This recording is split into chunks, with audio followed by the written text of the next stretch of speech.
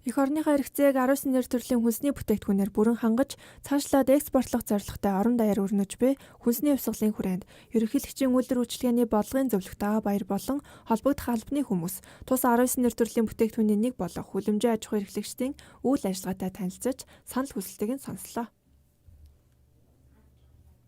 Одоо ингээл өвлийн үйлрэл, хавар намар энэ гурван үйлрэл чимээд цэвэр одоо импортыг хараат байтал болж. Тэгэхээр төр зэскээс одоо энэ өвөл үйлрэл одоо ногоо тархах, хавар намар, сэрүүний үйлрэл ногоо тархах одоо энэ дэх хэмжээний одоо энэ дэмжлэгээ чиглүүлэх зүгээр байна л гэж бодож байна. Энэ ерөнхийлөгчийн маань санаачилсан тэгээд одоо баялаг бүтээгчдээ дэмжсэн энэ сайхан одоо хөтөлбөрийг нэг амжилттай хэрэгжүүлээд бид тэгэхэд бас нэг үйлдвэрлэлдээ өргөтгчөөд тэр хийсэн ажлаа бас ингээд ард түмэндээ мэдрүүлэе гэсэн үүднээс л бид нар бас иймэрхүү хүсэлтүүдийг л тавьсан байна. За хүнсний хувьсгалын хүрээнд одоо хөдөлмөрийн аж ахуйг засгийн газар энэ өргөн хэмжээнд өргөн хүрээнд дэмжиж байгаад бол газар тариалан эрхлэгч бидний зүгээс маш их талхартай хүлээж авч байгаа. Монгол ногоо тархидаг хүн ашиггүй ажил хийж байна. Яагаад гэвэл технологи байхгүй учраас.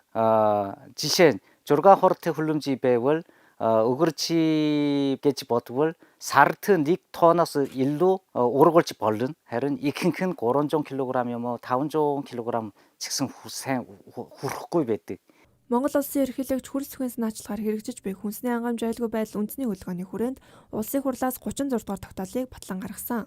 Үүнд хүлэмжийн аж ахуй үйлдвэрлэлийг 270 гектар хүртэл нэмэгдүүлэн хөгжүүлж, хүн амыг жилийн туршид шинэ ургацын ногоогоор тогтвортой хангаж чиглэсэн бодлого үйл ажиллагааг төлөвлөн хэрэгжүүлэх тухай заасан байдаг.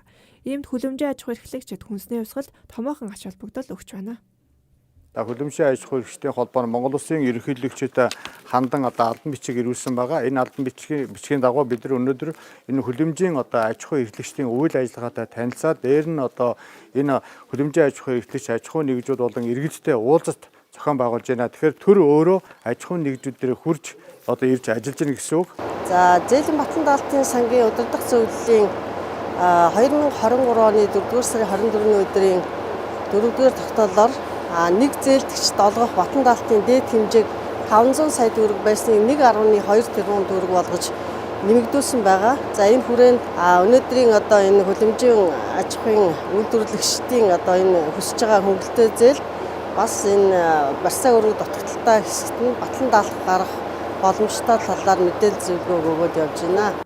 Хүлэмжийн аж ахуй эрхлэгчдийн хувьд импортоор орж ирсэн ижил нэр төрлийн бүтээгдэхүүнтэй өрсөлдөх хамгийн хүндрэлтэй байгааг хэллээ.